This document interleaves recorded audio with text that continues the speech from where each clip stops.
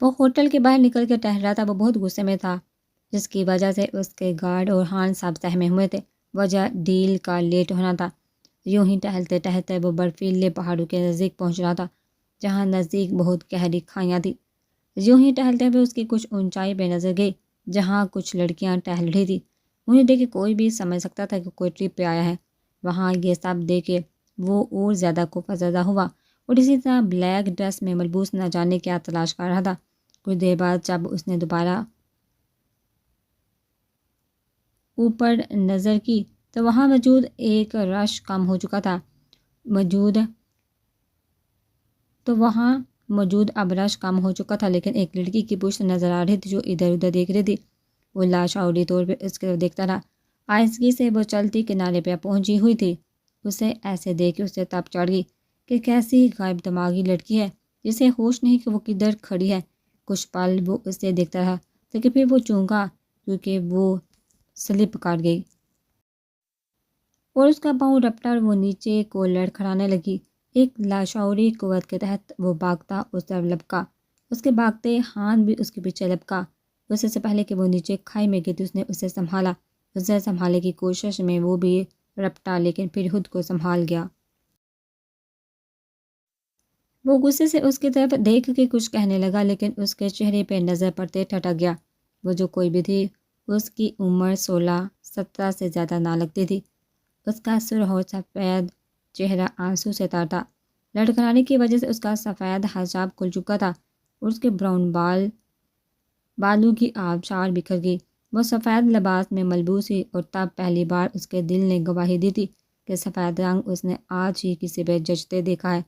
اس کے چہرے پہ اتنی ملامت تھی کہ ایک پل کو اس کا دل کیا کہ وہ اسے محسوس کرے، اور پھر اپنی سوچ پہ فوراً عمل کرتے اس کے چہرے کی طرف ہاتھ بڑھایا۔ وہ دھیرے سے اس کے آنسو صاف کیے۔ اس کی اس حرکت پہ وہ سانس روک گئی اور آنکھیں پھاڑے اسے دیکھ رہی تھی۔ اس کی آنکھوں میں اتنا خوف تھا کہ وہ بھی حیران رہ گیا، جبکہ اس کی حرکت پہ ہاتھ بھی کچھ پل کو ساکت رہ گیا۔ وہ ابھی تک اس کے بازو کے حلقے میں قید تھی۔ جب وہ تادیر اسے پرتابش نگاہوں سے دیکھتا رہا تو وہ ہوش میں آ گئی۔ چل چھوڑے مجھے وہ ٹوٹتی آواز میں بولی تو وہ ہوش میں آیا۔ وہ مسلسل سسک رہی تھی، مجھے جانے دیں، بھائی کو کال کرے، وہ روتی کہتی جا رہی تھی۔ وہ چپ سا اسے دیکھ رہا تھا، اس کی آنکھوں میں چھپے ڈر کو کھوج رہا تھا۔ نام کیا ہے آپ کا؟ اس کی کبھی آواز گونجی، وہ تب سے اب بولا تھا۔ اس کا سوال سن کے بھی اس نے سر نہ اٹھایا۔ وہ روتی جا رہی تھی، نام کیا ہے آپ کا؟ اس نے آپ کے سرد آواز میں پوچھا تو وہ اچھل گئی۔ اس نے چور نظروں سے اسے دیکھنے کی کوشش کی۔ وہ پاکٹ میں ہاتھ ڈال رہا تھا۔ Black pant, black shirt, black waistcoat اور بلیک جیکٹ جس کے بازو فولڈ کر رکھے تھے میں ملبوس وہ شخص اسے پورے اسرار اور سحر انگیز لگا۔ اس کی شخصیت میں نہ جانے کیا محسوس ہوا کہ وہ سرا سہمگی میں پہنچی۔ اس کو پاکٹ ہاتھ ڈالتے دیکھ کے وہ ڈر گئی اور بولی، علیزہ اسکندر، ادھر کس کے ساتھ آئی ہیں؟ دوبارہ سوال ہوا۔ تب ہی اس کا گارڈ اندر آیا۔ اسے دیکھ کے وہ سمٹ گئی اور خوف سے بولی، کالج ٹرپ؟ دیکھو مجھے بھائی کے پاس جانا ہے، میں کالج والوں سے دور ہو گئی، وہ پتہ نہیں سب کدھر ہیں۔ وہ روتی اٹکتی سانسوں میں بولی، کون سے کالج کے ساتھ آئی ہیں؟ اس نے سگریٹ سلگاتے سوال کیا۔ شاید وہ دھوئیں سے اپنے تاثرات چھپانا چاہتا تھا۔ اس کے کالج کا نام سن کے وہ کچھ پل نہ جانے کیا سوچتا رہا اور پھر بولا، آپ کے بھائی کا نام کیا ہے؟ معاذ سکندر۔ نام سن کے وہ چونکا، لیکن پھر قابو پاتے بولا، اوکے، میں آپ کے گھر اس شرط پہ کال کروں گا جب آپ اٹھ کے فریش ہوں گے، جائیے شاباش۔ اس نے اسے نرمی لیکن اسی سرد آواز میں کہا تو وہ انکار کرنے لگی، تو اس کے بولنے سے پہلے وہ بولا، اگر آپ نے میری بات نہیں مانی تو آپ ادھر سے نہیں جائیں گے۔ اس کی بات سن کے وہ سر پٹ بھاگی۔ اس کے جانے کے بعد وہ ہان کی متوجہ ہوا۔ ہان جی سر۔ وہ فوراً بولا، پتہ کرو ان کی فیملی کے بارے میں، ہر ڈیٹیل، ان کے خوف کی وجوہات، اور یہ سب ان کے پرنسپل کے پہنچنے تک ہو جانا چاہیے، رائٹ؟ اس نے اسے ایک نظر دیکھا تو ہان اس کے چہرے پر نظر ڈالتا بولا، یس سر۔ آج اس چہرے پہ اسے ہلکی سی پرچھائی نظر آنے لگی، شاید پتھر میں درار جیسی۔ ہان کے جانے کے بعد وہ خود اپنے موبائل پہ کوئی نمبر ملانے لگا۔ اس کے سامنے ایک بلو فائل کھلی پڑی تھی۔ حکم کے مطابق 2 گھنٹوں میں ہاں نے اس کی معلومات اس کے سامنے رکھی تھی۔ علیزے کو سکون آور دوا اس کی لا علمی میں کھلا دی گئی تھی، جوس میں ملا کے۔ اس کی بڑی وجہ راستوں کا بلاک ہونا تھا، جس کی بدولت اس کے کالج انتظامیہ اس تک پہنچنے سے قاصر تھی۔ اب وہ فائل سامنے رکھے بیٹھا تھا اور پھر سب کچھ ذہن سے جھٹک کے اس نے ہاتھ بڑھا کے فائل اٹھائی۔ اس کے پہلے صفحے پہ اس کی بہت پیاری فوٹو لگی تھی، سفید حجاب میں لپٹا چہرہ معصومیت سے بڑا ہوا تھا۔ اس نے بے خودی سے اس چہرے پہ ہاتھ پھیرا اور پھر نگاہ ابتدائی صفحے پہ ڈالی۔ نام علیزے اسکندر، والدین اسکندر علی، مریم اسکندر علی۔ 16 سال وہ ورق باورق اس کا ماضی کھنگال رہا تھا۔ اسکندر علی اور مریم اسکندر نے پسند کی شادی کی، جس کی وجہ سے انہیں مریم کے باپ اور سابقہ منگیتر لکی، جو کہ آسٹریلیا کے بڑے گینگ کا حصہ تھے، سے بھاگ گئے۔ وہ لندن جا چھپے، جہاں انہوں نے اپنی زندگی شروع کی۔ معاذ، حمید، زجا اور ولی کی پیدائش نے ان کے آنگن میں خوشیوں کے پھول کھلا دیے۔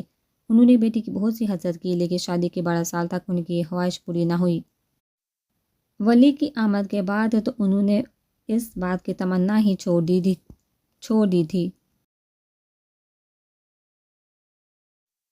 معاذ اس وقت 20 سال کا تھا جب اللہ نے کرم کیا اور مریم پھر سے امید سے ہوئی، لیکن وہ سب سے شرمندہ تھی کہ اس عمر میں اور جوان بچوں میں ایسے وہ سب نہیں کریں گی، لیکن اللہ کو کچھ اور ہی منظور تھا۔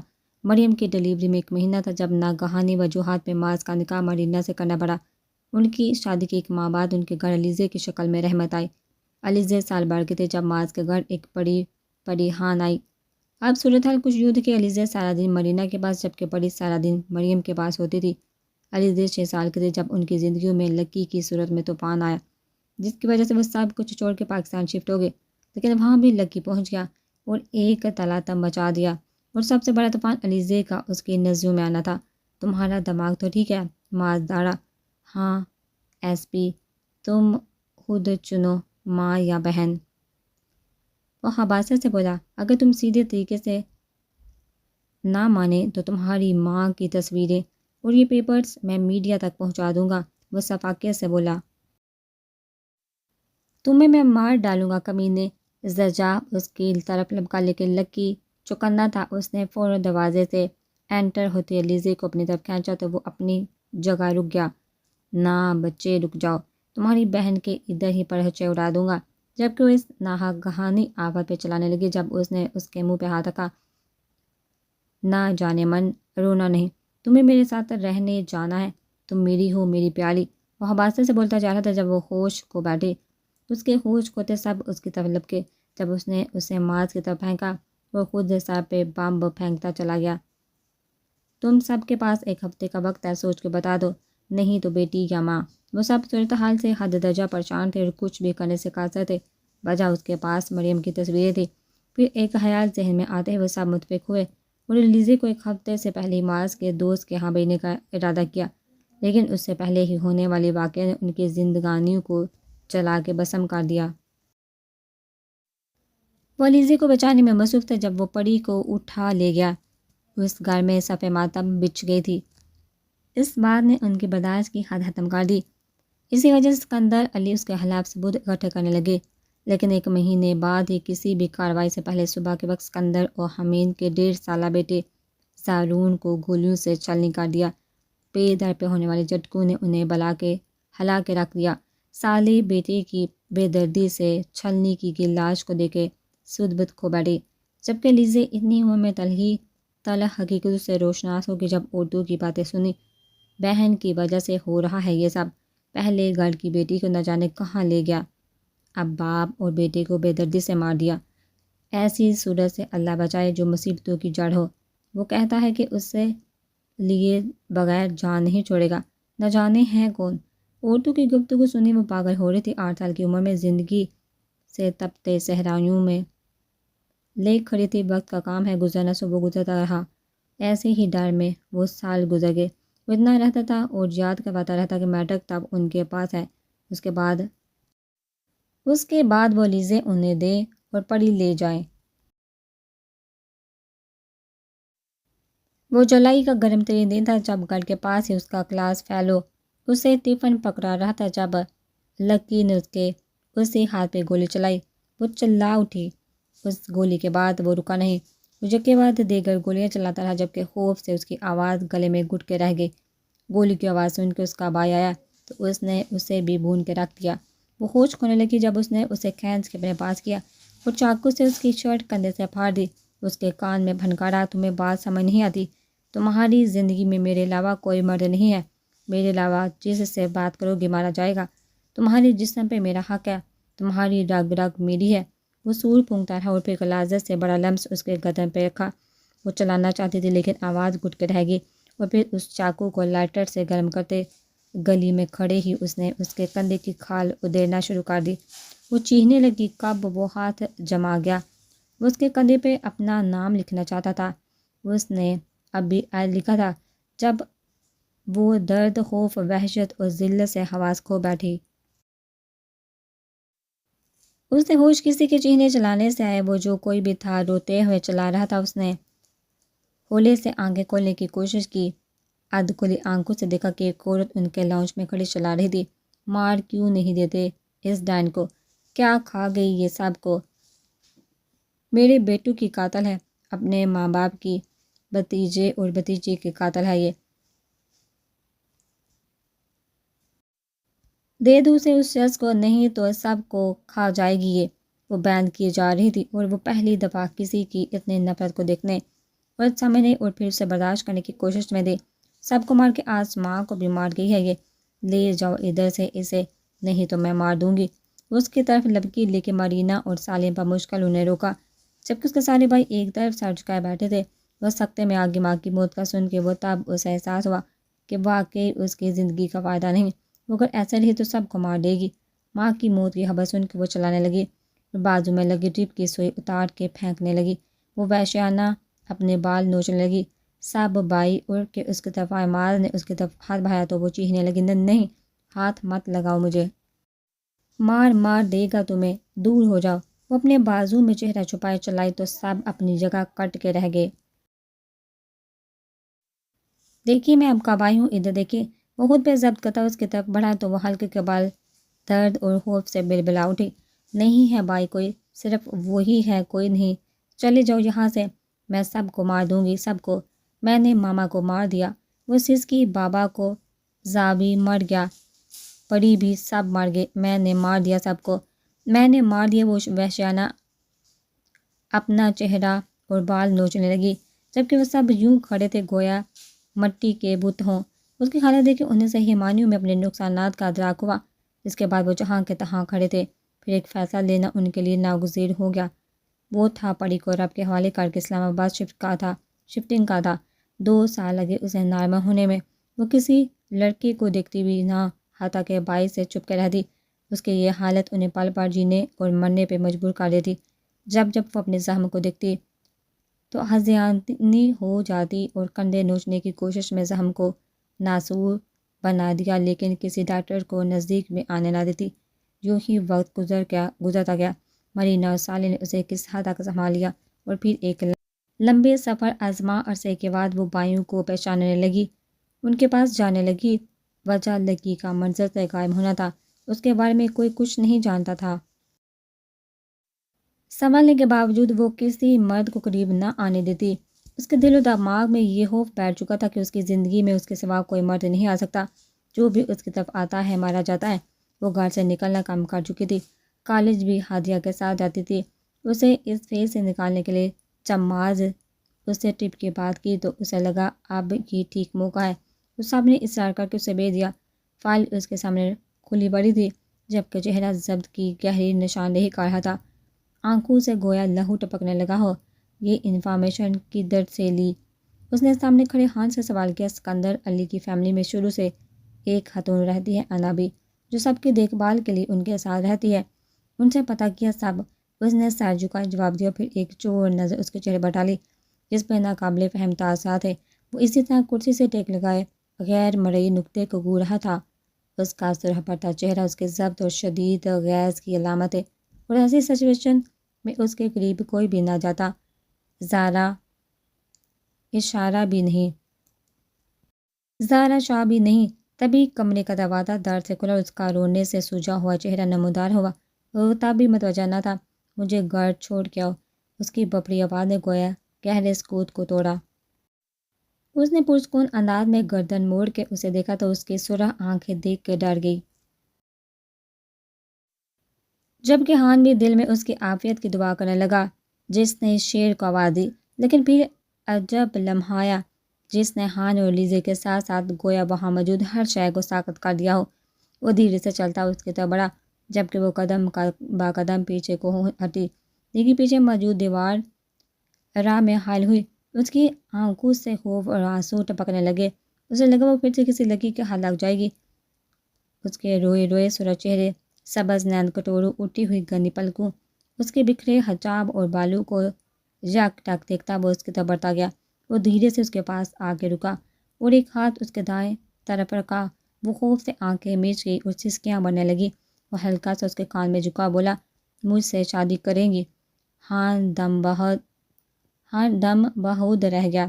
اس نے ہمیشہ دعا کی تھی کہ جہاں کے چہرے پہ کوئی تاثر ابھرے، اور آج اس ابھرنے والے تاثر نے اسے ٹھٹکا دیا۔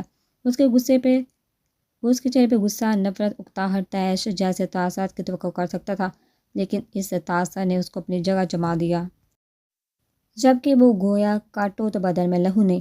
اس نے آنکھیں کھولی، اس کی طرف دیکھنے لگی۔ وہ بالکل ساکت تھی جب وہ پھر سے جھکا اور دائیں ہاتھ کو ہٹا کے اس کی پشت سے اس کا رخسار سہلایا اور سرگوشی کی۔ Alizeh, will you blessed me by accept my proposal? اس کی سرگوشی اور سلگتے لمس نے اس کے اندر بلا کی مزاحمت بیدار کی۔ اس نے کامتے نازک ہاتھوں سے اسے پوری طاقت لگا کے پیچھے کو دھکا دیا اور بھاگتی باہر نکلی۔ وہ جو اس سے اس بات کی توقع نہ رکھتا تھا، غیر ارادی طور پہ تھوڑا پیچھے ہوا، اور جب اس نے اس کے تاثرات کو جانچا تو فوراً اس کے پیچھے بھاگا۔ اس کے توقع کے عین مطابق وہ ریسٹ ہاؤس سے باہر جا رہی تھی۔ یہ تو شکر تھا یہ ہاؤس اس کا ذاتی تھا، پبلک کی نہیں، وگرنہ الیزے کے لیے مشکلات بن سکتی تھی۔ اس نے اس راستے میں ہی جگہ لیا اور اس کا ہاتھ پکڑتا اندر کو جانے لگا، جب وہ چیختی رہی، چھوڑی مجھے، برے ہیں آپ، غلط باتیں کرتے ہیں، چھوڑو مجھے، بائی پاس چلنا ہے، سب برے ہوتے ہیں، سب برے۔ وہ روتے ہوئے بولتی گئی، لیکن وہ کان بند کے اسے پکڑے اندر کو گیا۔ اسے روم میں لے جا کے اس کا ہاتھ چھوڑا اور سرت سے مڑتے دروازہ بند کر دیا۔ دروازہ بند کرتے دیکھ کے اس کی جان حلق میں آ گئی۔ وہ مڑ کے اس کی طرف بڑھا تو وہ ہوش کھوتی نیچے کو آند گری۔ کسی کی نگاہوں کی تپش اسے ہوش کی وادیوں میں لے کر آئی۔ اس نے دھیرے سے آنکھیں کھولی۔ گزرا لمحہ اس کے ذہن میں گردش کرنے لگا۔ اس انجان شخص کا اسے پرپوز کرنا، اسے وہاں سے بھاگنے کی کوشش میں پکڑے جانا، اس کو اسے کمرے میں لا کے دروازہ بند کرنا، اس کی طرف بڑھنا۔ آخری خیال کے ذہن میں آتے ہی وہ پھرتی سے اٹھی، لیکن سامنے نظر پڑتے ہی رک گئی۔ وہ صوفے پہ بیٹھا ایک ہاتھ تھوڑے پہ جمائے اس کی حرکات اور سکنات ملاحظہ کر رہا تھا۔ اس میں نظر پڑتے ہی خوف کی ایک سرد لہر اس کے رگوں میں دوڑ گئی، اٹھ کے دروازے کی اور بڑھنے لگی۔ جب اس کی پرسکون آواز نے اس کے قدم جما دیے، بھاگنے کی فضول کوشش ترک کر کے میری بات سننے کی کوشش کرے تو شاید زیادہ بہتر ہوگا۔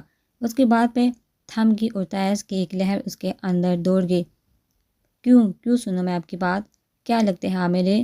جانے دو مجھے پلیز، وہ غصے سے بولتی سسک پڑی۔ آپ کا کچھ لگنا ہی تو چاہتا ہوں، اس سے پھر سے وہی التجا ہے، مجھ سے شادی کریں گے الیزے؟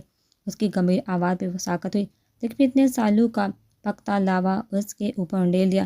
نہیں کروں گی شادی، جان سے مار دوں گی میں اگر پھر سے یہی فضول سوال مجھ سے کیا تو۔ نفرت ہے مجھے آپ سے، شادی کے نام سے جان لے لوں گی میں آپ کی۔ زندگی تباہ کر دی میری، سب کو مار دیا، دور ہو جاؤ یہاں سے، جان چھوڑو میری۔ وہ اسٹرائک ہو چکی تھی جب اس کی آواز پہ اس کا دل سہما۔ ہان، اس نے آواز دی تو وہ فوراً نمودار ہوا اور اسے اشارے سے ریوالور سامنے رکھنے کو بول کے جانے کا اشارہ کیا تو وہ کسی انہونی کے احساس سے وہیں دروازے پہ رک گیا۔ اسے لگا شاید وہ اسے مارنا چاہتا ہو، لیکن وہ کھڑی رہی۔ شاید وہ چاہتی یہی تھی، لیکن دل کہیں اندر خوف سے ٹھٹرایا۔ یہ لے اور مارے۔ اس نے ریوالور کی طرف اشارہ کیا تو وہ ہونک بنی اسے دیکھنے لگی۔ ہان نے کچھ بولنا چاہا تو اس نے ایک ٹھنڈی نگاہ اس کی طرف کی، اس کی ٹھنڈک سے اس کی ریڑھ کی ہڈی دھک سنسنا اٹھی۔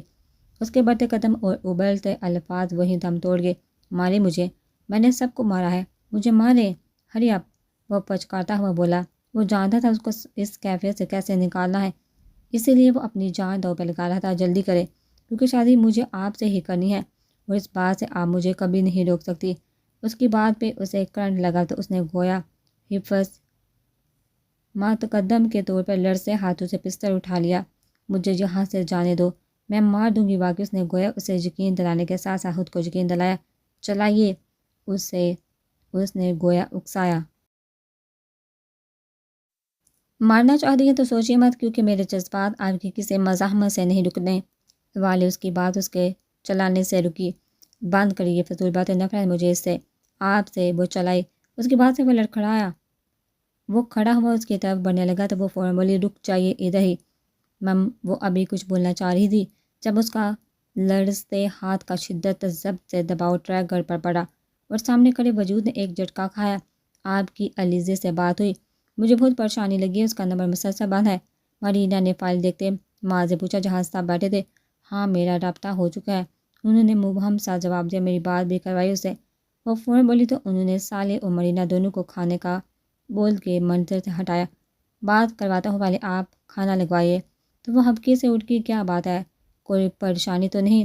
زجا نے پوچھا تو وہ ہولے سے بولے، ہاں سب ٹھیک ہے، راستہ بھول گئی تھی، لیکن خبر یہ ہے کہ جہاز شاہ کے پاس ہے تاکہ راستے بلاک ہونے کی وجہ سے کالج والوں تک پہنچ سکے۔ میری بات ہوئی تھی، جہاز سے پریشانی کی بات نہیں، لیکن علیزے سے میں نے بات اس لیے نہیں کی کہ وہ ضد کرے گی، حالات ٹھیک ہوتے تو رابطہ کر لیتا۔ انہوں نے تفصیلی جواب دیا تو سب مطمئن ہوں گے، وجہ جہان حیدر تھا۔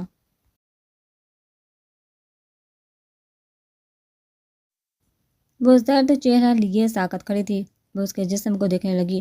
وہ نہیں جانتی تھی، لیکن وہ ہو گیا، اور اب وہ بتدریج اس کے ہونٹ سے شروع ہوتے جسم کو دیکھتی۔ وہ نہیں چاہتی تھی گولی کہاں لگی ہے، لیکن وہ اسی پر مرنے لگی۔